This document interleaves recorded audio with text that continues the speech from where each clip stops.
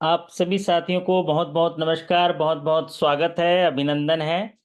देर रात आप जगे हैं आपका हौसला अफजाई करने के लिए, आपसे कुछ बातें करने के लिए और कुछ महत्वपूर्ण सवाल साझा करने के लिए मैं आपके बीच उपस्थित हूं। आशा करता हूं कि आप समय निकाल कर पढ़ रहे होंगे।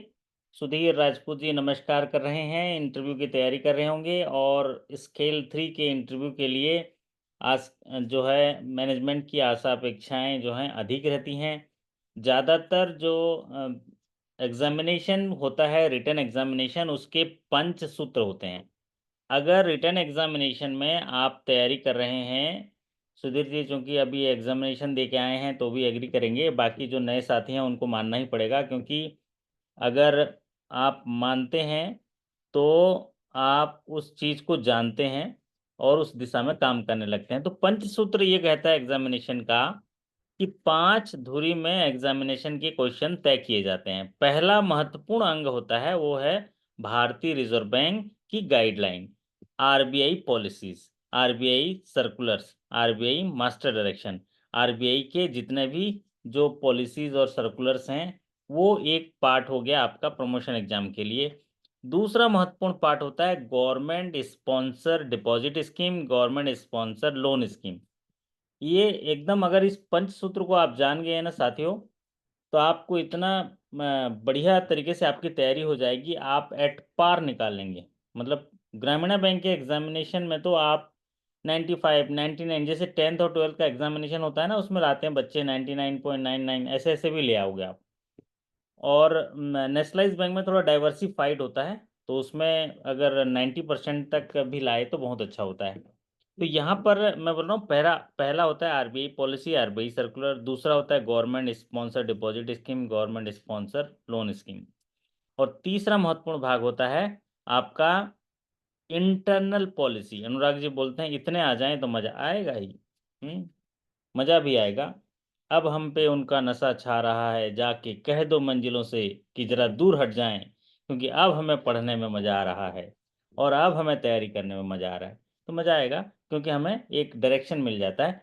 तो आरबीआई पॉलिसी, दूसरा पार्ट तैयार करना है आपको जो गवर्नमेंट स्पॉन्सर डिपॉजिट स्कीम और आपका लोन स्कीम, इसमें सोशल सिक्योरिटी भी आता है, सारी चीज़ें आती हैं।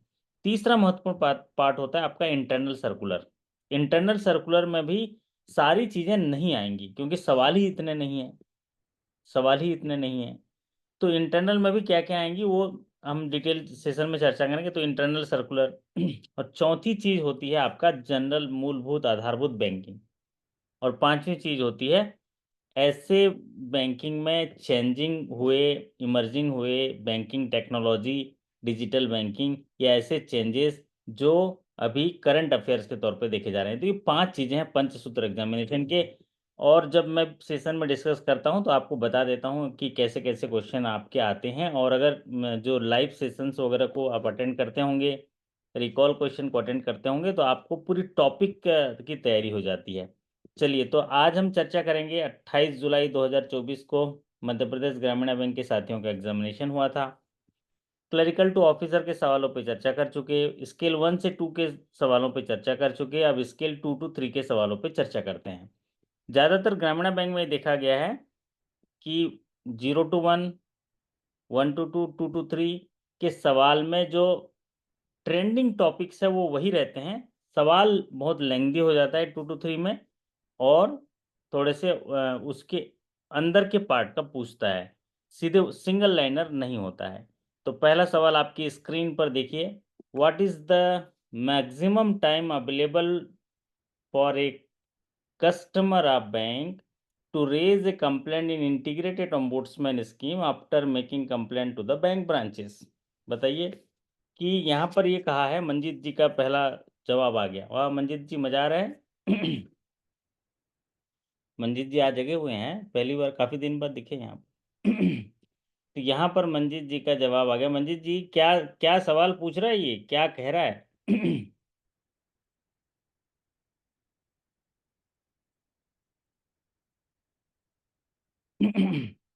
सवाल ये कह रहा है कि कोई भी ग्राहक जो है अगर बैंक में शिकायत करता है तो वो शिकायत करने के कितने समय बाद बैंकिंग ओम्बुड्समैन, जिसे इंटीग्रेटेड ओम्बुड्समैन स्कीम जो है बनाया गया था, चालू किया गया, उसमें कंप्लेंट कर सकता है।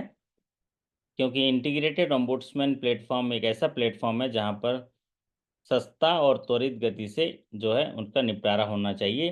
तो इसके लिए कंडीशन ये है कि अगर कंप्लेनेंट बैंक में जाता है तो या तो उसके पास 1 महीने का वक्त होता है कि 1 महीने के अंदर जवाब दे दे।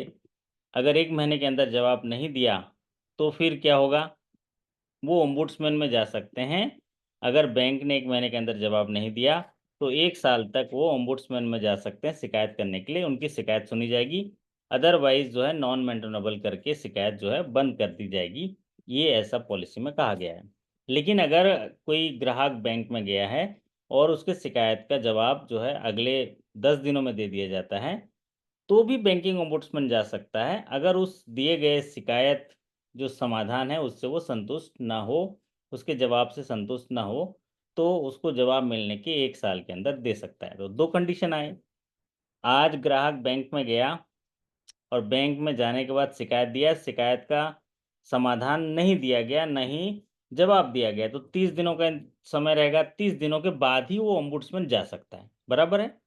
30 दिन के बाद ही आज गया, मंजीत जी को शिकायत पकड़ा दिया और ऐसा नहीं कि कल ओम्बुड्समैन में चला गया, ऐसा नहीं हो सकता। 30 दिन तक इंतज़ार करना पड़ेगा। दूसरा कंडीशन है, आज शिकायत किया ब्रांच में और कल मंजीत जी ने जवाब दे दिया, तो कल उनके जवाब से संतुष्ट हो गया तो ठीक, नहीं तो कल जवाब मिलने के जो है उसके बाद 1 साल, और जवाब नहीं दिए तो 30 डेज़ जो है के बाद वो 1 साल जा सकता है। इस तरह का समय जो है रहता है। ओम्बुड्समैन स्कीम में 5 इम्पोर्टेंट चीज़ें हैं। पहला, अगर सवाल पूछा गया ओम्बुड्समैन जो योजना की शुरुआत कब हुई, तो ये 12 नवंबर 2021 को हुई। नया ombudsman one nation one ombudsman है। इसका हेड ऑफ जो इसका सीआरपीसी कहाँ पर है पूछेगा, तो सीआरपीसी है चंडीगढ़, जिसे centralised receipt and processing centre बोलते हैं। दूसरा सवाल पूछ सकता है कि इसमें जवाब देने के लिए समय कितना दिया जाता है, तो 15 दिन का जवाब देने के लिए समय दिया जाता है। तीसरा सवाल पूछ सकता है कितने दिनों में समाधान हो जाना चाहिए, तो 30 दिनों में समाधान हो जाना चाहिए। चौथा सवाल पूछ सकता है कि इसमें मैक्सिमम अवार्ड कितना हो सकता है, 20 लाख, और मेंटल अगोनी के केस में 1 लाख। पांचवा सवाल पूछ सकता है इसमें अपीलेट अथॉरिटी कौन है, तो अपीलेट अथॉरिटी है एग्जीक्यूटिव डायरेक्टर ऑफ आरबीआई। बस ये ओम्बुड्समैन स्कीम आपका तैयार हो गया। तो इनमें से एक सवाल पूछा गया है, ये जो हम लोग फुल कोर्स में पढ़े हैं, कि अगर शिकायत जो है बैंक को की जाती है तो बैंक के दिए गए जवाब या बैंक के पास जो 30 दिन है उसके बाद 1 साल के अंदर वो ओम्बुड्समैन में अपने कंप्लेंट को रेज कर सकता है। अगला सवाल आपकी स्क्रीन पर, scale of finance for the crop is decided by district level technical committee plus area of the cultivated land plus 10% and 20% of limit towards। यहाँ पर ये पूछा गया है, देखिए 0 to 1 में क्या पूछता है, इसी को पूछता है। तो स्केल ऑफ फाइनेंस एग्रीकल्चर जो क्रॉप लोन करते हैं उसमें कौन डिसाइड करता है, तो सीधा आंसर होता था डीएलटीसी।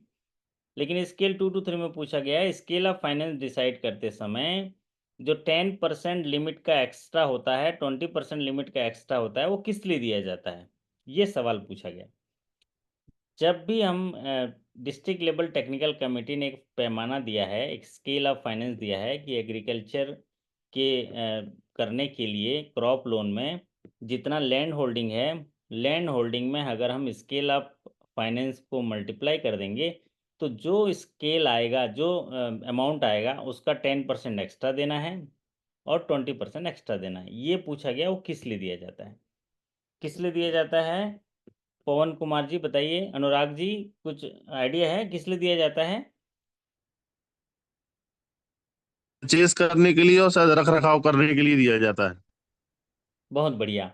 मतलब हार्वेस्टिंग से रिलेटेड कोई भी और एडिशनल खर्चा होता है उसमें कंजम्पशन भी आता है और पोस्ट हार्वेस्टिंग एक्सपेंसेस भी आते हैं, साथ ही साथ उसमें जो है उनके औजार होते हैं, एसेट का रिपेयर एंड मेंटेनेंस भी आते हैं, साथ ही साथ इंश्योरेंस के लिए भी आते हैं। ये सारी चीज़ों के लिए वो एक्स्ट्रा दिया जाता है। तो जो 10% है वो कंजम्पशंस के लिए दिए जाते हैं और 20% जो है वो दिए जाते हैं आपके एसेट मेंटेनेंस के लिए, एग्री एसेट्स के लिए, और साथ ही साथ इंश्योरेंस वगैरह के लिए। तो देखते हैं क्या क्या चीज़ के लिए दिया जाता है।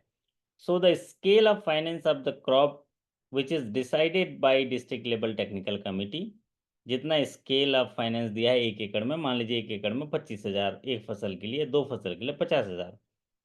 तो 1 एकड़ का है तो 50,000 हो जाएगा। 1 एकड़ गुणित 50,000 स्केल ऑफ फाइनेंस है। फिर उसका 10% जो है वो post harvesting house hold consumption requirement के लिए 10% देते हैं, और 20% जो लिमिट देते हैं repair and maintenance of form assets, जो एग्रीकल्चर के लिए जो औजार लगते हैं, जो भी चीज़ें लगेंगी उनके रिपेयर एंड मेंटेनेंस के लिए देते हैं। प्लस साथ ही साथ crop insurance, accident insurance, health insurance, ये सारी चीज़ों को मिला के ये 20% होता है। 10% जो होता है post harvesting house hold consumption requirement. मान लीजिए कि वो खेती कर रहा है, उसको खाने के पैसे नहीं है, तो ये सारी चीज़ें इसमें कवर होंगी। तो ये एक इम्पॉर्टेंट क्वेश्चन है। आप देखते चलिए कि आप क्या क्या पढ़ रहे हैं और कैसे कैसे सवाल आ रहा है। और यकीन मानिए यही सारे सवाल आपके एग्जामिनेशन में आने वाले हैं 15 अगस्त के बाद जो एग्जामिनेशन होगा। जितने भी सवाल हम डिस्कस किए हैं साल भर में, ये सवाल डिस्कस करते हैं, इनको पढ़ लीजिएगा। ये नहीं तो इसी से जुड़ा हुआ कोई सवाल आएगा, इसी स्कीम से जुड़ा हुआ। अगला है group B employ means. Sudhir ji एक ऐसा सवाल था, ग्रुप बी का एम्प्लॉय का, ये क्या सवाल पूछा था? सवाल जरा आप हैं जुड़े हैं तो कंप्लीट करिए। सर नमस्ते सर। नमस्ते जी। ये जो एम्प्लॉय है कितने कैटेगरी में डिवाइड किया गया है? Group A, group B, group C. Okay. तो ग्रुप ए में सर सारे ऑफिसर्स आते हैं स्केल 1 से स्केल 5 तक ग्रुप ए में। और ग्रुप बी में क्लरिकल, और ग्रुप सी में जो आता है क्लरिकल से नीचे जो सब स्टाफ रहता है। तो उसमें यही क्वेश्चन आया था कि ग्रुप बी में इनमें से कौन कौन से ऑप्शन ऑप्शन दिया था। क्लरिकल का office assistant, assistant manager, chief manager, और सीनियर मैनेजर और जनरल मैनेजर। ओके। ये ऑप्शन आए थे 5। तो ये ऑफिस असिस्टेंट है, उनको ग्रुप बी कहा जाता है। और जो मैसेंजर होते हैं उनको कौन सा ग्रुप में रखा जाता है आपके? Group C sir. Group C. Yes sir. Okay, बहुत बढ़िया। तो ये हमारे सुधीर जी साथ में है, तो ये अच्छा बता दिए।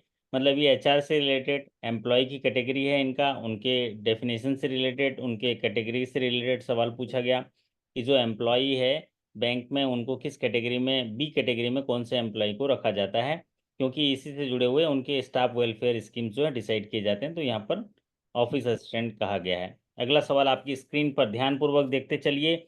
ये सारे सवाल बहुत इंपॉर्टेंट है आपके एग्जामिनेशन के लिए।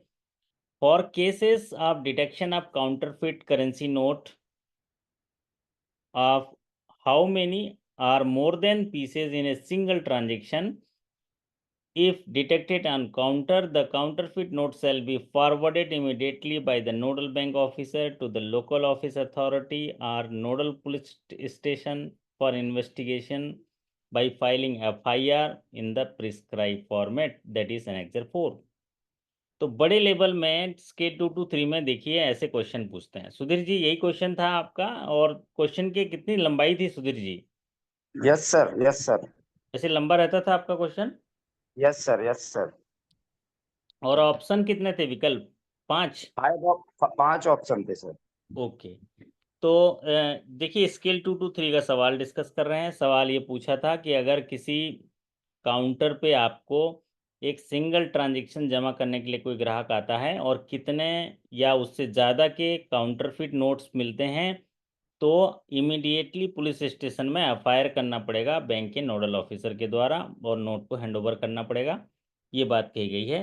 तो यहाँ पर एक दिन हम जब आपका एग्जामिनेशन होगा तो नोट का मैं एक सेशन रख दूंगा जिसमें से हम कैसे आइडेंटिफाई करेंगे, इसके लिए डिटेल एक अच्छा मटेरियल मेरे पास है, क्योंकि मैं आरबीआई वगैरह में जाता रहता हूँ और ख़ास करके करेंसी मैनेजमेंट वाला पार्ट का नोडल ऑफिसर भी हूँ। तो मुझे जो है ये मटेरियल वगैरह मिलता रहता है वहाँ से। तो यहाँ पर हमारे सभी साथी सहमत होंगे कि अगर 5 या 5 से ज़्यादा काउंटरफिट करेंसी नोट मिलते हैं काउंटर पे सिंगल ट्रांजैक्शन में, तो एफआईआर मैंडेटरी। ज़्यादा मोस्ट पॉपुलर सीरीज का सवाल ये है, चाहे 0 to 1 हो, 1 to 2 या 2 to 3 हो।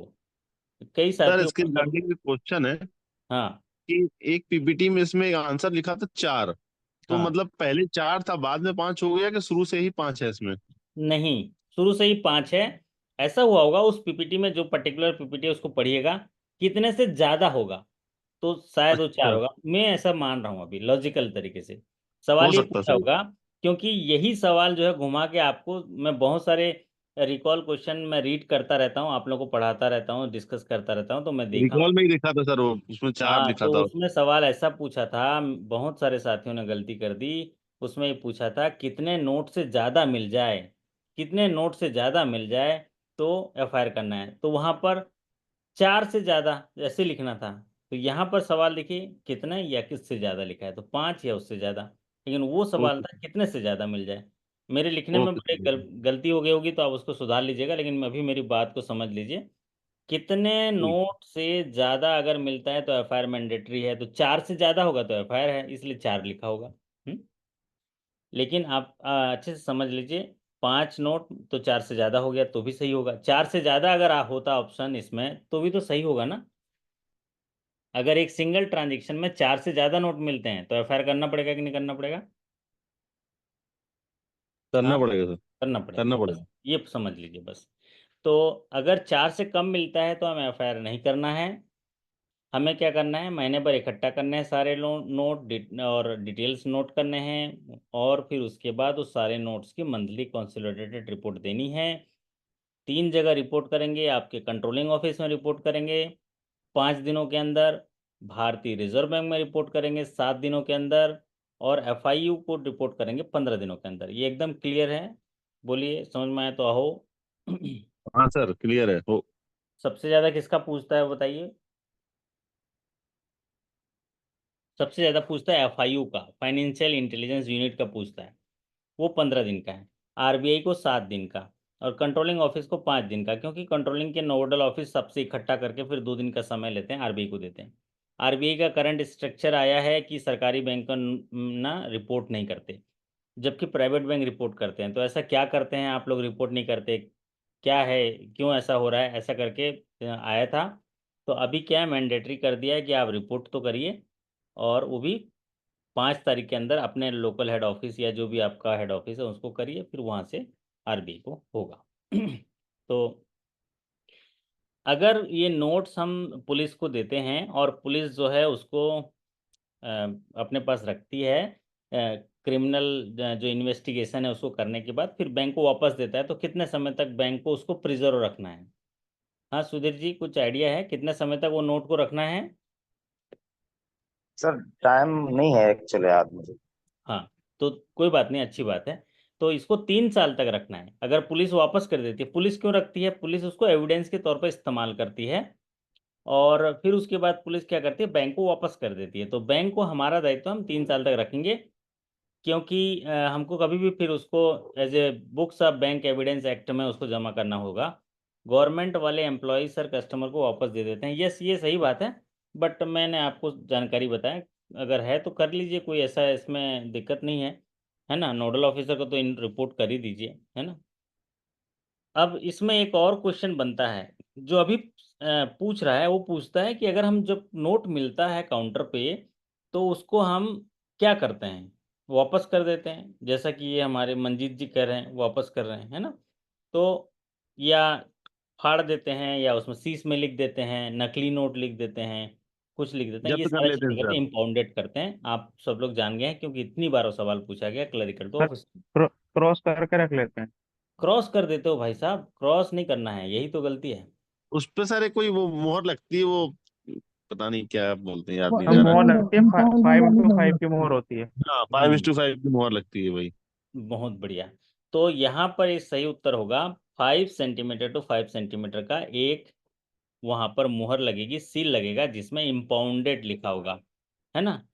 इम्पाउंडेड लिखा होगा वो। और ये क्रॉस करना, लिखना, पढ़ना, ये सब नहीं होता। यही सवाल अभी रिसेंटली पूछ रहा है, 5 सेंटीमीटर टू 5 सेंटीमीटर, है ना। चलिए अगला सवाल डिस्कस करते हैं। अगला सवाल आपकी स्क्रीन पर स्केल 2 to 3 का सवाल है, देखिए। At the time of hiring the locker, bank will obtain a minimum security deposit in the form of FDR from the lessee for the amount which would cover how many years rent and the locker break open charge, ये पूछा गया है कि जिस समय हम किसी ग्राहक को लॉकर अलॉट करते हैं तो लॉकर अलॉट करते समय सिक्योरिटी डिपॉजिट के तौर पर एफडीआर लेते हैं, जो कितने साल के लॉकर रेंट को कवर करता है, plus locker break open charge लेते हैं। बहुत बढ़िया। सुधीर जी, लॉकर है आपके पास? अच्छा, आप तो हेड ऑफिस में हो, हैं? लेकिन कुछ समय ब्रांच में रहा तो लॉकर ऑपरेट किया था मैंने लॉकर 2019 में। लॉकर ब्रेक ओपन चार्ज कितना लगता है मीडियम अ, साइज का? नहीं पता होगा ज़्यादातर लोगों को। कारण क्या है, कभी ऐसा खोलते ही नहीं है लॉकर, ब्रेक ओपन ही नहीं करते हैं। सर 24,000 समथिंग कुछ है क्या? अरे यार, ये तो और ज़्यादा अनुराग है। तोड़ के देखना जरा एक आध। नहीं, आज एक क्वेश्चन में था locker break open charge, recall hmm, question में उसमें था हम्म। कुछ, अब एग्जैक्ट फिगर याद नहीं है। 1000 है सर बीपी में। हाँ, ये सही बोल रहे हैं, अलग अलग कंपनी का अलग अलग हिसाब से है। लेकिन जो है 1,000 से लेके 5,000 तक होता है। मतलब एक आपको एक आइडिया दिया है ना। जो 1,500 भी बोल रहे हो सही हो सकते हैं। लेकिन ये क्या, लॉकर की साइज भी तो अलग अलग होती है ना।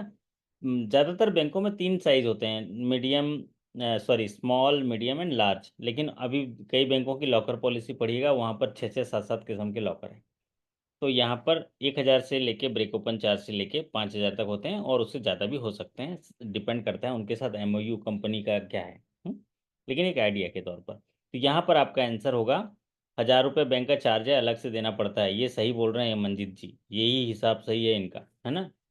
1,000 रुपये का जो बैंक का चार्ज है ना, वो कंपनी का चार्ज से अलग होता है। ये सही बोल रहे हैं। कंपनी का चार्ज 5,000 भी हो सकता है, तो 1,000 रुपये का चार्ज और भी लगता है। क्यों? क्योंकि बैंक में हम सेवा देते हैं, सेवा में सब में सर्विस चार्ज रहता है। हैं, ये काम के हैं मंजीत जी। तो ये पार्टी देंगे अपने एग्जामिनेशन के बाद, है ना पाजी। आपकी तरफ से पार्टी रहेगा, देखो मैंने बोल दिया आपको, है ना, सबको देना पड़ेगा। BRKGB जब रिजल्ट निकलेगा ना। Sir okay. सबसे पहले मेरे को देगा। हाँ, ये देखो अनीश जी भी तैयार हैं। वाह, ये हुई ना बात। है, अच्छा लगता है। तो हम लोग खुशी मनाएंगे, पढ़ेंगे भी, और सफलता भी मिलेंगे। आप साथ में रहो, बस सीखते रहो। आप देखना एकदम बहुत ज़बरदस्त होगा। तो यहाँ पर क्या है बिल्कुल सर बिल्कुल। आपका, हाँ, 3 साल का रेंट होगा advance, plus locker break open charge, और प्लस 1,000 जो है आपका बैंक का चार्ज होता है। ये आपको एकदम क्लियरिटी से हमारे मंजीत जी सर ने। ये सबके लिए सेम होता है क्या, सारे बैंकों के लिए अलग अलग होता होगा? मैं बता रहा हूँ जब लॉकर ब्रेक ओपन की चार्ज बोलते हैं तो वहां पर ये वेरिएबल है, वेरिएबल है, इसलिए कभी भी वहां अमाउंट नहीं पूछता आज तक। लॉकर ब्रेक ओपन का चार्ज का अमाउंट नहीं पूछा है, सिर्फ आप 3 साल का एडवांस रेंट लिखिए, लॉकर ब्रेक ओपन चार्ज लिखिए, और सर्विस चार्ज लिखिए बैंक की पॉलिसी में। तो इसलिए सिर्फ सिर्फ एग्जामिनेशन में यही बात पूछता है, 3 साल का एडवांस लेंगे plus locker break open charge, इतना याद रख लीजिए। बाकी आपके लॉकर पॉलिसी पढ़ाऊंगा तो मैं आप उसमें डिस्कस कर लेंगे। चलिए, तो यहाँ पर ये स्क्रीन हो गया। अगला है एसएचजी फॉलोज पंचसूत्रा। पंचसूत्र है एसएचजी का, बताइए। देखिए सुधीर जी, ये थोड़ा सर बताइए जरा सर एक क्वेश्चन है हम्म, लोकर से रिलेटेड। हाँ जी, हाँ जी। सर जैसे यूपी में एक जगह ये हुआ था कि लोकर में जो किसी लेडीज ने अपने पैसे रख दिए थे हाँ, कैश में, अब हाँ। उनको सबको खा गया दीमक। हम्म। तो क्या कोई बैंक की राजपूत इसमें बनती है? बहुत लोग बैंक को ब्लेम कर रहे थे कि बैंक की वजह से हुआ, बैंक की वजह से हुआ। देखिए, उसमें लॉकर डैमेज हो गया, तो अभी लॉकर की रिवाइज पॉलिसी बोलती है कि जितना रेंट दिए हैं उसका 100 गुना तक कंपनसेशन दे सकते हो। वो तो अभी पैसे रखी थी, कल वो बोल देंगे, अगर मान लीजिए वो बोल देंगे कि मैंने कुछ और बहुमूल्य सामान रखा था जिसकी कीमत 1 करोड़ है, तो 1 करोड़ नहीं दे सकते। उसका लॉकर रेंट अगर 1,000 रुपये है तो उसका 100 गुना आप दे दे सकते हैं। ये मैक्सिमम रिवाइज पॉलिसी है।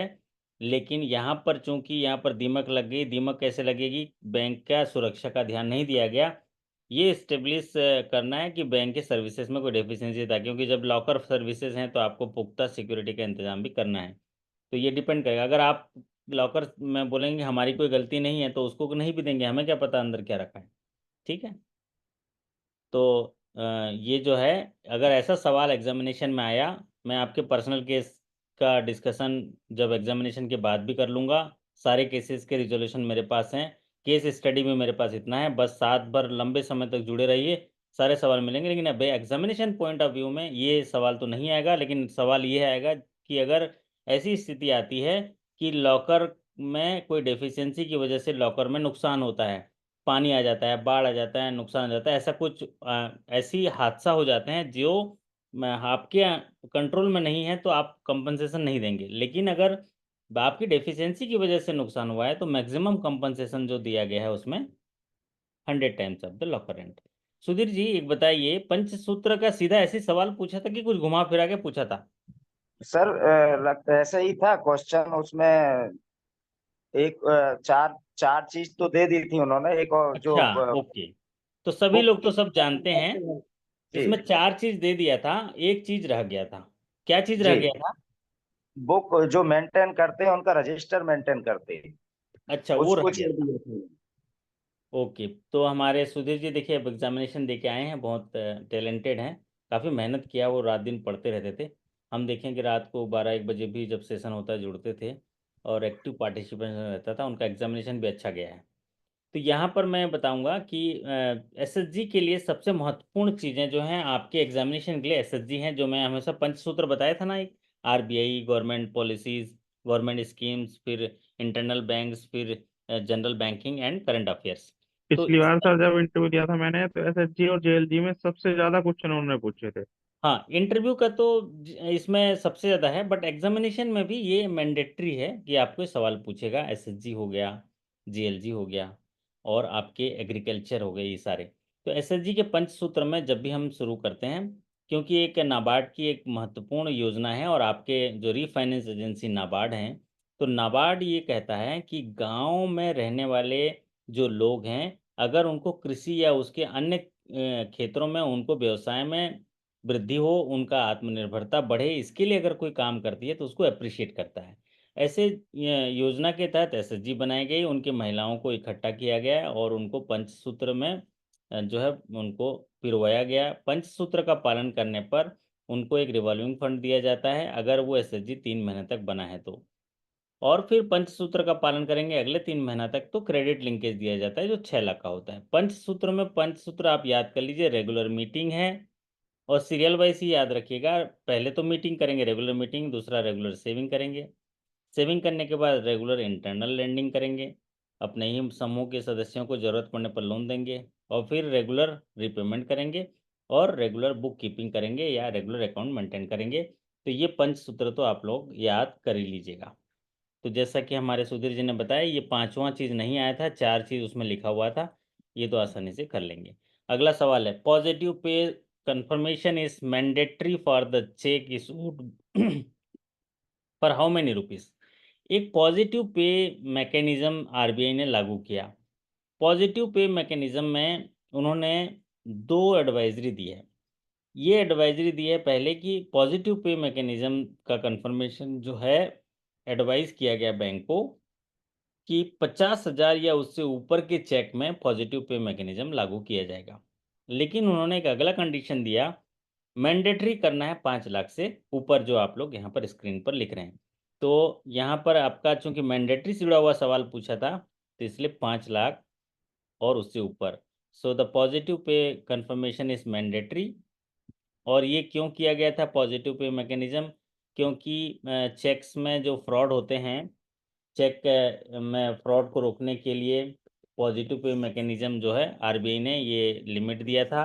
और फिर उसके बाद उसमें जो है काफ़ी यहाँ पर चीज़ें जो है सुधरी हैं, क्योंकि जब भी कोई ग्राहक चेक देगा किसी को, तो चेक देने से पहले उसके सारे डिटेल बैंक को देगा, ताकि बैंक उसका भुगतान करे, क्योंकि उसमें हमको प्रोटेक्शन नहीं मिलता है। अगर बिना ड्रॉयर की अनुमति से पेमेंट हुआ गया है तो बैंक को प्रोटेक्शन नहीं मिलता पॉलिसी में, इसीलिए पॉजिटिव पे मैकेनिज्म लाया गया। अब इसके लिए क्लियर गाइडलाइन जो है एग्जामिनेशन के पॉइंट ऑफ व्यू से, तो ये है जो आपकी स्क्रीन पर है। लेकिन बैंक टू बैंक अभी कई लोगों ने थोड़े से और चेंजेस किए हैं। लेकिन चूंकि एग्जामिनेशन पॉइंट ऑफ से देखा जाए तो 2 ही सवाल पूछता है। अगर सामान्य सवाल पूछा जाए कि पॉजिटिव पे मैकेनिज्म कैसे लागू किया गया है, किस अमाउंट से, तो 50,000। मैंडेटरी है तो 5 लाख। चलिए, अगला सवाल आपकी स्क्रीन पर, what will be the margin of borrower for housing loan of 33 lakhs. हाँ अनुराग, फिर आप आ गया, आपका घर देखो, शानदार सा घर है आपका। वो वाला घर भी, वो तो आपका सर घर है, वो वाला कि ये वाला? वो वाला घर भी आप ही का है। वो दिन में वाला है, ये रात को, रात वाला घर है, इसमें लाइट जली है देखो। अरे sir, thank you sir, thank तो 33 लाख में ऐसा घर बन जाएगा? वैसे मुश्किल है, लेकिन चलो एग्जामिनेशन नहीं बनेगा, नहीं बनेगा सर, किसी कीमत में नहीं बनेगा। चलिए उत्तर बता दीजिए अनीस मंसूरी जी। अनीस मंसूरी जी बताइए इसका क्या उत्तर होगा? सर हमारी पॉलिसी अलग है थोड़ी। नहीं नहीं, ये पॉलिसी जो है, जो हाउसिंग लोन की पॉलिसी है ना मार्जिन वाली, तो ये सबके लिए समान है। आप लोग को मैं सरल तरीके से बता देता हूँ। 30 लाख रुपए तक अगर लोन है तो उसकी मार्जिन 10%। 30 लाख से लेके 75 लाख तक लोन है तो उसकी मार्जिन 20%। और 75 लाख से ऊपर है तो उसकी मार्जिन जो है 25%। तो आप इतना याद रख लीजिए।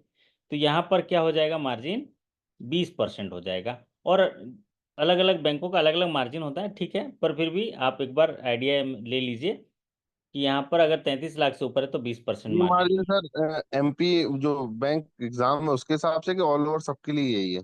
जो मैं अभी पढ़ा वो ऑल ओवर बैंक में समान होता है। हाउसिंग जो है एक प्रियोरिटी सेक्टर से जुड़ा हुआ मैंडेटरी स्कीम है। आप लोग ये देखिए, जो भी प्रियोरिटी सेक्टर से लोन होते हैं ना, वो सभी बैंकों में थोड़े सिमेट्रिक होते हैं, यूनिवर्सल होते हैं, क्योंकि वो गाइडलाइन जो है आईबीए का या गवर्नमेंट की गाइडलाइन होती है, इसलिए उसमें कंपटीशन नहीं रख सकते। एक तो प्रियोरिटी सेक्टर में हम लोन करना है, अगर आप मार्जिन 25% लोगे इस लोन पे जहां पर सभी लोग 20 ले रहे हैं, तो कैसे आपके पास ग्राहक आएगा? इसलिए सिमेट्रिक होता है। 30 लाख तक मार्जिन 10, 30 लाख से लेके आपका 75 लाख तक मार्जिन 20, और उसके बाद 75 लाख से ऊपर 25% मार्जिन, और फिर उसके बाद अलग अलग हो सकता है। ये हुई ना, ये हमारे कुमार जी ने, ये बैंकर का घर नहीं अंबानी का। अरे अपना ही मान लो यार, है ना, अपना ही मान लो। वैसे अच्छा अच्छा चीज़ देखते रहोगे ना तो रियल मैनर में भी चीज़ें होने लगती हैं। चलिए यहाँ पर है 20%। अगला क्वेश्चन आपका, ये नया टाइप का क्वेश्चन आया है, नोट करिए। What is the full form of LAMPS? LAMPS का फुल फॉर्म पूछा गया। देखिए आपका है आरआरबी। आरआरबी जो एडवाइजरी करता है, नाबार्ड, आरबीआई, ये सारी चीज़ें जो हैं एग्रीकल्चर से जुड़े हुए फोकस होते हैं। और यहाँ पर किसानों या किसानों के जुड़े हुए संगठन, इसके लिए जो है आरबीआई जो है, नाबार्ड जो है बहुत ध्यान देता है, इसलिए लेम्स का फुल फॉर्म पूछा। और सर लेम्स इसमें हम्म एल और ए का बस पूछा था, पूरा लैम्स का नहीं पूछा। लार्ज आदिवासी मल्टीपल सोसाइटी, सिर्फ एल ए का पूछा था सर। अच्छा, एलए का पूछा था। हाँ आजकल ऐसे ही पूछ रहा है सुधीर जी, जी। कि जो लेम्स के फुल फॉर्म है ना, इसमें सारे नहीं पूछ रहा है वो। तो यहाँ पर जो है हमारे साथियों को मैं बता दूं, जब भी हम किसानों को लोन देते हैं तो सोसाइटीज होते हैं यहाँ पर। लेकिन ये लेम्स जो है ना, लेम्स जो है लार्ज एरिया मल्टीपर्पज सोसाइटी। तो इसमें क्या पूछा था, लार्ज आदिवासी, आदिवासी पूछा था क्या उसमें? हाँ sir.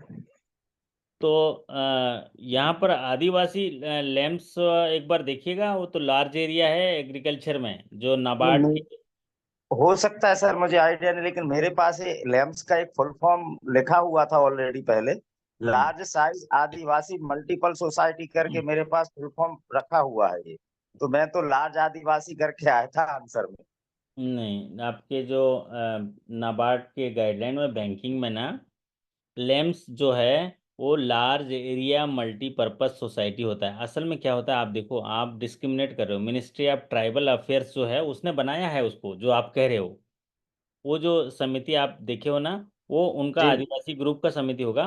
But ministry of tribal community इसको बनाया है, लेकिन इसका फुल फॉर्म दिया है large area multipurpose society. Okay sir.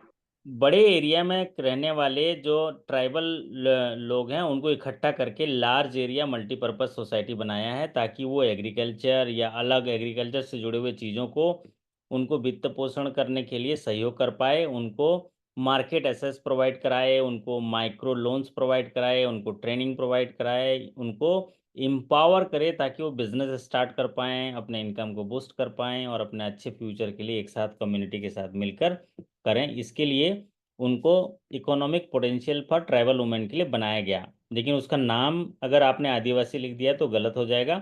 उसका नाम है लार्ज एरिया मल्टीपर्पज सोसाइटी। बाकी आप समझे ठीक हो, क्योंकि ये ट्राइबल के लिए स्पेशल स्कीम है। बराबर। चलिए अगला सवाल, ये साथी थोड़ा नया सवाल आया है, क्योंकि पिछले 2 साल में ये सवाल नहीं आया लेम्स का। तो ये इसको जरा नोट कर लेंगे और जाके थोड़ा सा देख लेंगे, जो नाबार्ड के साइट में भी लेम्स के बारे में है, और जो मैंने अभी बताया आपको कि लेम्स का ऑब्जेक्टिव क्या है। उसका ऑब्जेक्टिव जो है मैंने आपको बताया। चलिए अगला सवाल आपकी स्क्रीन पर लेते हैं। Loans up to how much crore rupees to the cooperative society of farmer for the purchase of produce of members under ancillary services as per the revised priority sector guideline। तो priority sector guideline में agriculture को एक बड़ा हिस्सा मानते हैं, जिसमें 18% of ANBC और COB whichever is higher है, जिसमें एक पार्ट होता है आपका कोऑपरेटिव सोसाइटी को लोन देना। कोऑपरेटिव सोसाइटी को क्यों लोन देते हैं? हाँ सुधीर जी, कोऑपरेटिव सोसाइटी को लोन क्यों देते हैं हम?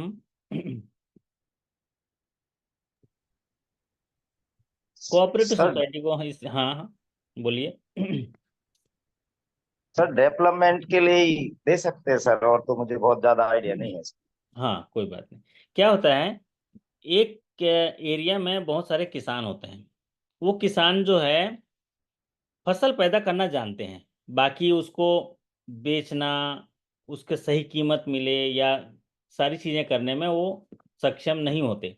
तो वहाँ पर कोऑपरेटिव सोसाइटी होती है, सहकारी समितियाँ होती हैं। वो सहकारी समिति क्या होता है, किसानों को समूह में सदस्यता बनाते हैं और वो बोलते हैं आप हमारे सदस्य बन जाइए, हम आपको खाद बीज देंगे, खेती करना, फिर जब आपकी फसल आ जाएगी तो हम आपका फसल खरीद लेंगे और जो खाद बीज दिए हैं उसका पैसा काट लेंगे।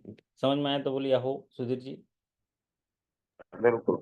कितना अच्छा हो गया सुधीर जी, बताओ कि सहकारी समिति आया, उसने पहले किसानों को अपना सदस्य बनाया। सदस्य में 100 रुपये मेंबरशिप होगी या 5 रुपये मेंबरशिप होगी, सदस्य बना दिया। सदस्य यस बनाने सर। के बाद वो सदस्य का वहां पर वो लिंक हो गया उसके समूह में। अब किसान के पास अभी कोई पैसा नहीं है, खेती स्टार्ट करने वाला है, तो किसान को सबसे पहले खाद बीज वगैरह चाहिए, बीज चाहिए, बीज बोने के लिए। तो ये एक समिति क्या किया, समिति थोक में खरीदता है सरकारी रेट पे, मिनिस्ट्री से उनका टाई अप होता है, उनको सरकारी रेट पे मिल जाता है, उसी रेट पे वो किसानों को दे देता है, खाद बीज ले जाइए। अब अभी पैसा मांगा नहीं किसान से, तो किसान जो खेत में बो दिया और कीटनाशक भी दे दिया। फिर जब किसान फसल बेच के, लेकिन वो बोला कि मेरे पास ही बेचना, तो फसल बेचा, कांटा लगाया।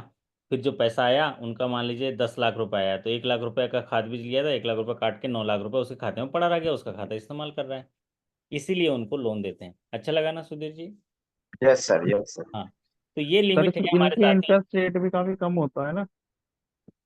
हाँ उनका इंटरेस्ट रेट भी कम होता है, उनका इंटरेस्ट रेट भी कम होता है, उसमें प्रॉम्प्ट रिपेमेंट में सब्सिडी वगैरह भी देते हैं, और उसमें इंश्योरेंस, क्रॉप इंश्योरेंस, सारी फैसिलिटी होती हैं, जो जो चीज़ें होती हैं। तो यहाँ पर क्या है, लोन अप टू ₹5 करोड़ तक अगर किसी कोऑपरेटिव सोसाइटी को हम देते हैं तो वो एंसिलरी सर्विसेज कहलाता है। और ये जो काम कोऑपरेटिव सोसाइटी को देते हैं, ये पैसा हम इसलिए देते हैं ताकि मेरे जो अन्नदाता हैं वो खेती करेंगे तो उनका फसल आते ही उनको खरीद लेना, इसीलिए देते हैं, ताकि वो भूखे ना मरे या उनका धान वान खराब ना हो, क्योंकि उनके पास भंडारण की सुविधा भी नहीं होती ना, किसान के पास धान उगा के लाएगा तो, है ना। ये जैसे सर देखिए इसका थ्री थ्री टायर सिस्टम जो है सर, उसको थोड़ा सा बता दें। कौन सा वाला? इसी का है ना सर, वो प्राइमरी एग्रीकल्चर कोऑपरेटिव सोसाइटी वाला। हाँ हाँ। अच्छा, तो इस उसमें three. Primary agriculture credit society का 3 टायर सिस्टम ये होता है कि एक ब्लॉक लेवल होता है, एक डिस्ट्रिक्ट लेवल होता है और एक अपेक्स लेवल होता है। 3 टायर तो है। एक हाँ ब्लॉक वही लेवल तो। होते हैं, ब्लॉक लेवल क्रेडिट सोसाइटी होता है, और एक डिस्ट्रिक्ट लेवल क्रेडिट सोसाइटी होता है जिसको DCC भी कहते हैं, और एक होता है अपेक्स लेवल, जो बड़ा लेवल स्टेट में बैठता है उसको अपेक्स लेवल कहते हैं। 3 टायर होता है। एक डिटेल वीडियो भी मैंने करीबन 1 घंटा से ऊपर का बनाया है, उसको देख लीजिएगा, खाली टाइम मिलेगा तो आपको। बट ठीक sir, okay sir. Examination point of view से अगर हम देखेंगे तो उसमें जो है आपको ये आएगा, 5 करोड़ तक के सवाल आएगा। बाकी समझने के लिए तो वो वीडियो भी अच्छा है कि आप उस कॉन्सेप्ट को समझेंगे और बैंक में उसका जब अधिकारी बन जाएंगे तो उसका फायदा मिलेगा। चलिए ओके अगला सर। सवाल आपकी स्क्रीन पर, what is the moratorium period for stand up India loan scheme? Stand up India scheme, देखिए आप पूरे सवाल को मेरे साथ देखते आ रहे हैं साथियों, वो देखो कौन कौन से सवाल पूछ रहे हैं। मोरेटोरियम स्टैंड अप इंडिया का, स्टैंड अप सर ये किस इंडिया स्कीम। एग्जाम के क्वेश्चन है? हाँ जी, कौन से एग्जाम के क्वेश्चन है सर ये? कौन से? सर मैं भी लेट जुड़ा था ना, मैं पूछ रहा हूँ कौन से एग्जाम के क्वेश्चन है सर ये? अच्छा, कौन से एग्जाम के? ये मध्य प्रदेश ग्रामीण बैंक के स्केल 2 से 3 के एग्जामिनेशन के क्वेश्चन हैं, ओके। है ना। स्केल 2 से 3 में पूछा गया कि स्टैंड अप इंडिया स्कीम का मोरेटोरियम पीरियड कितना है। और पता नहीं यही सवाल जो है ज़्यादातर पूछता है स्टैंड अप इंडिया का। दो चीज़ें, स्टैंड अप इंडिया का रिपेमेंट पीरियड कितना है, स्टैंड अप इंडिया का मोरेटोरियम कितना है। जबकि यहाँ पर पहले पूछता था इसका मिनिमम लोन कितना है, मैक्सिमम लोन कितना है। लेकिन अभी फिलहाल 1 साल से देखा जा रहा है इसका मोरेटोरियम और इसका रिपेमेंट पूछा जाता है। काफी मोरेटोरियम, रिकॉर्ड क्वेश्चन है सर ये। हाँ, मोरेटोरियम इसलिए पूछा जाता है कि आप सोचो कोई भी महिला अंतरप्रेन्योर या एसटी/एससी अंतरप्रेन्योर के लिए एक स्पेशल स्कीम है स्टैंड अप इंडिया। तो स्टैंड अप इंडिया में जो है मोरेटोरियम दिया गया 18 महीने का, मतलब 18 महीने तक उसको किस्त नहीं पटाना है। तो कितनी राहत की बात है। इसीलिए ये उसकी महत्वपूर्ण बात है। आप एज ए बैंकर होने के नाते ग्राहकों को आप ये बता पाओ, इसलिए ये जानते हैं कि नहीं जानते हैं, पूछता रहता है। तो ये 18 मंथ्स है, रिपेमेंट पीरियड 7 साल का है। अगर हम आप आज किसी को 1 करोड़ रुपए देते हैं, वो इंडस्ट्री लगाते हैं या जो भी इसमें सेटअप करते हैं, तो उस के लिए 18 महीने का मोरेटोरियम है। उसका टेस्ट रन होगा, फिर वो प्रोडक्ट निकलेगा, तब जाके वो पटाएंगे। तो एक बड़ा समय मिल जाता है उनको उनको इस खड़ा होने के लिए, स्टैंड अप होने के लिए, है ना। अगला सवाल आपकी स्क्रीन पर देखिए, कितना सर अच्छा। इसमें एससी और एसटी, ओबीसी जनरल नहीं पार्टिसिपेट करते हैं? नहीं नहीं, उनको लोन नहीं देते हैं। ये लोन स्पेसिफिक फोकस के साथ है एसटी/एससी बेनिफिशरी या वुमेन बेनिफिशरी। वुमेन बेनिफिशरीज को भी वो ऐसे वुमेन बेनिफिशरी जिसका स्टेक होल्डर 50%, 51% से ऊपर होना चाहिए। Okay sir, thank you sir. Hmm, चलिए। हाँ सुधीर जी, कितना अच्छा तस्वीर लग रहा है ना ऐसे। Yes sir. ये वाला क्वेश्चन सर उन्होंने डायरेक्ट माइक्रो एंटरप्राइजेज ना करके केवीआईसी रिलेट कर दिया था ताकि थोड़ा कंफ्यूज हो जाए लोग। ओके, थोड़ा कन्फ्यूजन कर दिया था। तो यहाँ पर देखो, मतलब जैसे इनको ना, मैं जब भी मैं शाखा प्रबंधक का टेन्योर था ना, तो मैं भी ऐसे सब्जी वालों को बहुत प्रेफर करता था। क्योंकि आप खुद अपने आप को देखो, है ना अनिल जी और सुधीर जी, आप देखो जब बैंक से आते हैं तो क्या मन करता है कि यार अच्छा बढ़िया बढ़िया हरा हरा सब्जी लेके चले घर, है ना। तो यस ऐसा सर। है। तो कभी ऐसे सब्जी वालों को जो है आप अपने एंटरप्रेन्योरशिप जो स्कीम्स है उनमें लोन देने की कोशिश करना। बहुत मेहनती होते हैं ये लोग। सुबह 4 बजे से मंडी में जाते हैं, सब्जी लाते हैं, बैठते हैं दिन भर छाता लगा के, बिना छाता के, और बेचते हैं। तो अच्छे ग्राहक एक्चुअली आइडेंटिफाई। सर ये मेरा एक क्वेश्चन था ये माइक्रो देख के, हाँ। कि अगर माइक्रो फाइनेंस की डेफिनेशन पूछी जाए तो एक्चुअली सर मैं कंफ्यूज होता हूँ। हम्म, मैं पढ़ता हूँ तो एक दो जगह डिफरेंट डिफरेंट डेफिनेशन मिलती है माइक्रो बोलिए फाइनेंस। आपके हिसाब से क्या क्या लगता है, वो बताइए, फिर मैं कंफर्म कर देता हूँ। वो मेरे को ऐसा लगता है सर, वो 20-20 हजार से नीचे शायद माइक्रो फाइनेंस होता है, कहीं मैंने पढ़ा था, पहली बात फिर तो एक ये जगह पढ़ा माइक्रो। 50,000। तो अभी जो है, पहले बहुत पहले की बात है 20 हजार, अब तो 50 हजार हो गया। माइक्रो जी फाइनेंस की बात कर रहे हो आप। लेकिन सवाल माइक्रो जी फाइनेंस सर। का यहाँ स्क्रीन पर नहीं है। सवाल यहाँ पर है माइक्रो इंटरप्राइजेस का, एज पर एमएसएमई नहीं सर डेफिनेशन। नहीं सर, एक्चुअली वो माइक्रो देख के मेरे को क्वेश्चन ओके, अराइज हुआ, मेरा कोई थोड़ा बात नहीं, कंफ्यूजन था मैंने इसलिए। आपको क्लियर कर दिया। अब माइक्रो फाइनेंस से अगर ऐसा सवाल कुछ आता है तो 50,000, अप टू 50,000 तक क्लिक कर दीजिएगा, आपका आंसर सही हो जाएगा। लेकिन ये जो सवाल ओके, थैंक स्क्रीन यू पर सर। है, ये एमएसएमई के रिवाइज अपडेटेड गाइडलाइन के बारे में पूछा गया है। एमएसएमई एक्ट में एमएसएमई में समय समय पर बदलाव किया जाता है। क्यों? क्योंकि उपभोक्ताओं की इच्छा और आवश्यकता और के अनुसार प्रोडक्शन भी बदलते रहते हैं, इसलिए एमएसएमई के डेफिनेशन में बदलाव हुआ। तो उसमें 3 कैटेगरी रखे गए, micro enterprises, medium, small enterprises और मीडियम एंटरप्राइजेस। तो यहाँ पर हमको माइक्रो एंटरप्राइजेस को बढ़ावा देने के लिए एक लक्ष्य रखा गया प्रायोरिटी सेक्टर में, वो है 7.50% of NBC or CEOB whichever is higher. ये मैंडेटरी पार्ट रख दिया है कि बैंकों को जो है इतना टारगेट पूरा करना ही करना है। तो अब होता क्या है, हम माइक्रो एंटरप्राइजेस में ज़्यादा लोन करते हैं। सरकार ने भी अपना एक हाथ और बढ़ाया कि जब माइक्रो एंटरप्राइजेस को आप लोन दोगे तो आप सिक्योरिटी नहीं मांगोगे, कोई गिरवी नहीं मांगोगे, कोई कोलेटरल नहीं मांगोगे। और ये बहुत सारी सुविधाएं दी। सरकार ने कहा कि आप जब ऐसे माइक्रो एंटरप्राइजेस को लोन करोगे तो मैं गारंटी दूंगा, सीजीटीएमएससी कवरेज दूंगा। तो यहाँ पर 7.50% of NBC whichever is higher है। सुधीर जी जरा माइक्रो एंटरप्राइजेस का डेफिनेशन बता दीजिए। माइक्रो एंटरप्राइजेस किसे कहेंगे? सर 1 करोड़ टर्नओवर हो एंड 5 करोड़ जिसका इन्वेस्टमेंट हो। है उल्टा तो नहीं कह दिए? नहीं नहीं sir 1 crore investment, 5 crore 1 crore investment and turnover. 5 crore turnover. बराबर।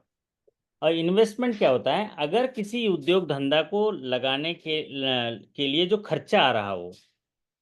उद्योग धंधा दो तरह से होते हैं, एक मैन्युफैक्चरिंग होगा, एक सर्विस होगा। तो ये जो यहाँ पर महिला जो है कर रही है सर्विस होगा। सर्विस क्यों? कहीं से खरीद के ला रही है और इसको बेच रही है, सर्विस में आएगा, ट्रेड में आएगा। अब एक होता है बनाना। मान लीजिए ये जो बर्तन यहाँ पर रखे हैं इसने भाई ने, तो यहाँ पे बर्तन अगर बनाने के लिए कोई फैक्ट्री लगाता है तो उसको मैन्युफैक्चरिंग। तो उस जो यूनिट को बिठाने के लिए जो खर्चा आएगा उसको इन्वेस्टमेंट कहते हैं। तो अगर इन्वेस्टमेंट 1 करोड़ का है, 1 करोड़ का पैसा लग गया, इंडस्ट्री बस बैठ गया, तो उसमें फिर टर्नओवर क्या होगा? परचेज सेल मिला के जो सेल परचेज का जो टर्नओवर होगा, अगर वो 5 करोड़ होगा, दोनों कंडीशन अंडर लिमिट रहेंगे तो वो माइक्रो हो जाएगा। मान लीजिए इन्वेस्टमेंट 1 करोड़ है और टर्नओवर 10 करोड़ हो गया, तो अब वो स्मॉल में चला जाएगा क्योंकि उसकी सीलिंग है 5 करोड़ की। तो यहाँ पर ये डेफिनेशन हो गया। अगला सवाल देखते हैं। What is the maximum turnover for medium enterprises as per MSME definition? देखिए स्केल 2 to 3 का सवाल है। इसमें प्रायोरिटी सेक्टर से जुड़ा हुआ कितने सवाल पूछ लिया। यहाँ पर मीडियम एंटरप्राइजेस के डेफिनेशन का ही सवाल है, लेकिन इसमें सिर्फ सिर्फ टर्नओवर पूछा है, जो कि हमारे सुधीर जी ने भी बताया कि माइक्रो इंटरप्राइजेस है तो 1 करोड़ का इन्वेस्टमेंट, स्मॉल इंटरप्राइजेस है तो 10 करोड़ का इन्वेस्टमेंट, और मीडियम इंटरप्राइजेस है तो 50 करोड़ का इन्वेस्टमेंट। तो ये तो इन्वेस्टमेंट हो गया। अगर टर्नओवर करेंगे तो माइक्रो अगर इन्वेस्टमेंट है तो टर्नओवर 5 करोड़ का होगा, स्मॉल अगर इंटरप्राइजेस है तो टर्नओवर 50 करोड़ होगा, और मीडियम है तो 250 करोड़ होगा। तो यहाँ सवाल सर पूछना इससे पड़ेगा। रिलेटेड एक क्वेश्चन है, थोड़ा हम्म। थोड़ा सा डिफरेंट है सर, पूछूं क्या? हाँ पूछो पूछो पूछो। सर जैसे एमएस इसमें क्या नाम है, एमएसएमई में, हम्म। और ये जितने भी इन्होंने मुद्रा में अभी करवाया सरकार करे बैंक ने, हम्म। तो पहले तो गवर्नमेंट ने मना किया कि सिक्योरिटी नहीं लेना नहीं लेना है। उसके बाद सीजीएफएमयू में इन्होंने हम्म। कहा पहले हम गारंटी देंगे हम गारंटी देंगे, फिर हम्म। सीजीएफएमयू में उनका दबा के कवरेज भी कटवा दिया। तो ये हम्म। तो दोहरा मतलब हो गया, उनका पैसा बेचारों का इतना चला गया, जबकि लोग तो सिक्योरिटी दे सकते थे। हाँ बात सही है, सिक्योरिटी दे सकते थे, बट ये लॉजिकल क्वेश्चन है। जब सरकार की योजनाएं होती हैं तो सरकार के नियमों के आधार पर हम लोग भी पब्लिक को इन्फॉर्म करते हैं। पब्लिक को इन्फॉर्म किए कि बिना सिक्योरिटी के आप लोन लीजिए, तो पब्लिक ने ले लिया। अगर अभी ऐसी कोई शिकायत आती है तो उसके लिए आपका लिटिगेशन पॉलिसी है, लिटिगेशन पॉलिसी के अनुसार जवाब दीजिएगा। एक आध दिन केस स्टडी में डिस्कस कर दूंगा। ऐसे केसेस हमारे पास बहुत आते हैं, हम उनको हल करते हैं अलग तरीके से। Sir examination. इसको थोड़ा एग्जामिने सा उन्होंने घुमाया था। तो हम्म। इसमें दिया था कि अगर इन्वेस्टमेंट आपका 55 लाख है, हम्म। 55 करोड़ है, हम्म। और फिर उसमें मैक्सिमम टर्नओवर क्या रहेगा, 250 आंसर नहीं था उसमें, 230 था, 330 था, 420 था, और एक आंसर और था उसमें सर 250 उन्होंने नहीं दिया था, थोड़ा कंफ्यूज करने के लिए। ओके। यही वाला क्वेश्चन था जो आपने आंसर दिया, उसमें 250 नहीं था, लेकिन आंसर 230 आ रहा था मेरे अकॉर्डिंग टू। ठीक है, मतलब 250 से नीचे तो वो मीडियम में आएगा ना, तो 230 ठीक हाँ है ना? जी तो जी जी जी। मतलब उसमें ये था कि 250 से ज़्यादा हो गया तो वो मीडियम से बाहर हो जाएगा, मतलब फिर बिल्कुल सर, ये था। बिल्कुल उन्होंने इन्वेस्टमेंट दे दिया था, लेकिन उन्होंने टर्नओवर के बारे में थोड़ा कंफ्यूज किया था क्वेश्चन। ओके, बहुत बढ़िया। अगला सवाल आपकी स्क्रीन पर देखते हैं। What is the power of HO label credit सब कमिटी फॉर लीगल केसेस? ये लीगल केसेस के लिए दिया गया है, डेलीगेटेड पावर कितना है। इसको हम लोग जब आपका जो डेलीगेटेड पावर पढ़ेंगे, हर बैंक का अलग पढ़ेंगे, यहाँ पर एमपीजीबी का जो लीगल केसेस के लिए जो पावर है वो देख लेते हैं। 5 लाख का है लीगल केसेस को पेमेंट करने के लिए। एचओ लेबल क्रेडिट सब कमिटी जो हेडेड बाय जीएम होते हैं उनको 5 लाख का है, और एचओ लेबल जो क्रेडिट कमेटी हैं चेयरमैन है उनको 10 लाख का है। बोर्ड को अनलिमिटेड पावर है। तो ये अलग अलग बैंक का पावर होता है, इसको हम लोग बैंक वाइज देखेंगे। अगला है what is the audit frequency for medium risk branches? Medium risk branches, हालांकि ये जो पीछे इमेज लगा है ये लो रिस्क ब्रांच का है इसके, लेकिन लो रिस्क बनाने की तरफ आपकी, मैं मतलब मैं ये आशा करता हूँ कि आपकी ब्रांचेस ऐसे हरा भरा होंगी लो रिस्क में। लेकिन यहाँ पर है ऑडिट फ्रीक्वेंसी पूछा गया मीडियम रिस्क ब्रांचेस का है, तो इनके बैंक की पॉलिसी के हिसाब से जो मीडियम रिस्क का है 12 से 15 महीना है। यही है ना सुधीर जी? यहाँ आंसर गलत ही लिख दिया। नहीं, 12 to 18 मंथ्स है सर। हम्म इस उन्होंने क्या था कि उसमें hmm medium risk medium low risk दे दिया था, तो मीडियम लो रिस्क हमारी पॉलिसी में कुछ है ही नहीं है। अच्छा, तो 12 से 18 मंथ्स में मीडियम है। नहीं नहीं वो नहीं, 15। 12 से 15 मंथ्स आपका मीडियम है, 15 से 18 महीना लो रिस्क है। एक बार देखना जरा आपका, है ना, आपका ऑडिट पॉलिसी तो मैं पढ़ाया हूँ, ओके सर। आपका ऑडिट पॉलिसी पढ़ाया हूँ। 9 जी से जी जी। जो है आपका 12 महीना जो है हाई रिस्क है, 12 महीना से 15 महीना मीडियम रिस्क है, और 15 महीना से 18 महीना हाई रिस्क है। यहाँ पर आंसर 5 लाख लिखा गया, 500 लाख मतलब 5 करोड़। तो आप वो पिछला, सॉरी, ये पिछला क्वेश्चन का एचओ लेवल का है, उसको ठीक कर लेंगे। यहाँ 12 से 15 महीना होगा। तो आज ओके सर। कुछ ये 15 सवाल ही मैं डिस्कस कर पाया, थोड़ा लेट हो गए। अभी और कुछ सवाल हैं, अगले समय में डील करेंगे। और इस बीच बड़ौदा राजस्थान क्षेत्रीय ग्रामीण बैंक का एग्जामिनेशन है, तो कल से थोड़े उनके सेशन जो हैं ज़्यादा होंगे, और उनके पॉलिसीज़ पे भी सवाल हम बनाएंगे। तो आप लोग इसी तरह सीखते रहिए और साथ में रहिए, क्योंकि जो सत्य है उसको सीखना पड़ता है, और वही अनंत है, वही अनादि है। और जो इन चीज़ों को मानता है वही भगवंत है। हमारे पास इतना ही समय हो पाता है, 24 घंटा, जिसमें बहुत सारी चुनौतियां हमारे पास रहती हैं और साथ ही साथ संभावना में रहती हैं। हमारा उद्देश्य ये रहता है कि हम जो जिम्मेदारी मिली है उसको भी करें, और साथ ही साथ हमारे जीवन के स्वयं के निर्माण के लिए भी कुछ कुछ चीज़ें करें। जो दूसरे हमारे साथी सेशन लेते हैं उनमें अगर थोड़ी बहुत मिस्टेक होती है तो आप उसको वो करते रहिएगा, मेरे सेशन में डिस्कस कर लेंगे तो क्लियरिटी हो जाएगी। और क्योंकि इतने सारे सेशंस होते हैं, 4 4 5 5, तो कुछ ना कुछ आगे पीछे होता है। बट यकीन मानिए बस कमी एग्जामिनेशन तक। इतनी रहती ये है कि वो अमृतजीत सर हैं और वो जो सर हैं, वो हम्म बस बताते रहते हैं कि मतलब इंग्लिश टू हिंदी ट्रांसलेट करते हैं। जैसे आप बता देते हैं ना कि इस टाइप का क्वेश्चन आएगा बीच में, या इस टाइप से क्वेश्चन आ सकता है, वो चीज वो लोग नहीं बताते हैं। ओके, ठीक है।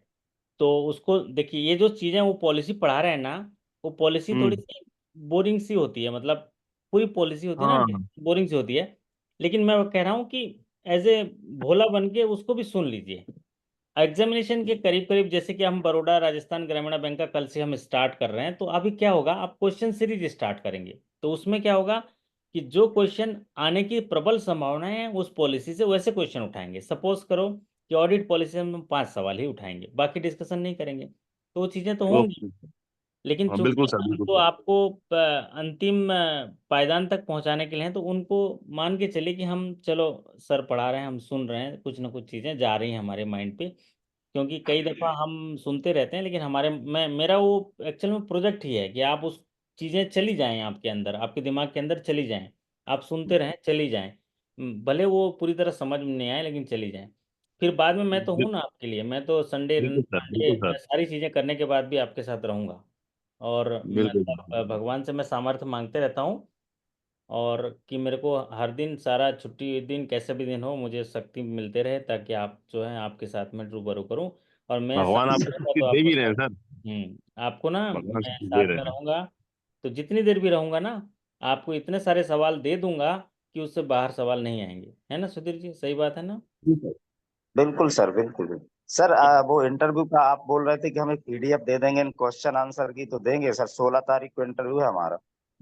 हाँ देंगे, क्योंकि अभी शनिवार को आप लोगों का इंटरव्यू का स्पेशल सेशन होगा, और पीडीएफ तो मैंने दे दिया है, देखिए तो आपके लॉगिन सेक्शन में है क्या, नहीं है? नहीं होगा तो मुझे व्हाट्सअप करिएगा पर्सनल में, मैं देख लेता हूँ सर, देख देखा नहीं लीजिए। है अभी अगर आपको तक। अवेलेबल नहीं होगा तो मुझे पिंग कर लीजिएगा, मैं भी डाल दूंगा, है ना? चलिए, जी तो ओके। आज विश्राम कर लीजिए। विश्राम करने सर, से पहले हमेशा ना, बड़ौदा यूपी के सेशन सर कब से कराएंगे?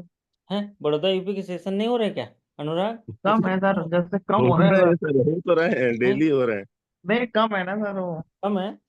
हाँ, बढ़ा मतलब देंगे, जैसे बढ़ा देंगे। रिकॉल 15 रिकॉल अगस्त के वाला बाद, है तो। झंडा फहराने के बाद ये थोड़ा, बड़ौदा अच्छा अच्छा। राजस्थान के हमारा ना, अब आप लोग समझ लो बहुत प्लस में रहोगे, बड़ौदा यूपी बैंक वाले। क्यों? अच्छा, अभी चलिए सर, बड़ौदा बहुत बहुत राजस्थान ग्रामीण धन्यवाद। बैंक का सेशन होगा ना, उनके ना 100 सवाल आएंगे। कैसे? 0 to 1 के आएंगे, 1 to 2 के आएंगे, 2 to 3 के आएंगे। सारा तो हम ही हाँ लोग सर, को काम आएगा। काफी मदद मिलेगी बड़ौदा हम्म। इसके राजस्थान वाले से। और यकीन कुछ मानो चीजों में सर बड़ौदा। कंफ्यूजन हो जाता है, जैसे एसएचजी और जेएनजी की जो स्कीम है ना, हम्म। तो ये राजस्थान वालों की थोड़ी चेंज है और हमारी थोड़ी और चेंज है, मतलब नहीं उनके नहीं, यहाँ सिर्फ उनकी एग्रीकल्चर इंटरनल फोकस पॉलिसी, है। मैं बता रहा हूँ, उनकी इंटरनल पॉलिसी का सेशन मत पढ़िए। आप हाँ। टॉपिक को हिंट लीजिए, टॉपिक हिंट लेके अपना पॉलिसी पढ़िए, है ना। हाँ, कुछ ना कुछ सीखने को तो मिलता ही है सर।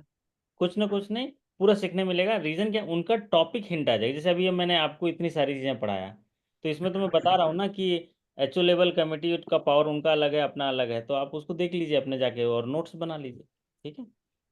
और पूरा सेशन होगा कुमार जी, मुझे लग रहा है आपका थोड़ा इसलिए लग रहा है कि आप लेट जुड़े हो, तो आप हाँ, लेट जुड़ा हाँ, सर मैं।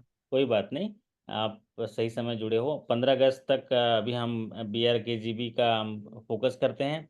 बीआर की जीबी के लिए पास थोड़ा कम समय है अभी, तो उनको उनको श्योर शाट हम उनको क्वेश्चंस बना के दे देंगे, आपके साथ डिस्कशन कर लेंगे।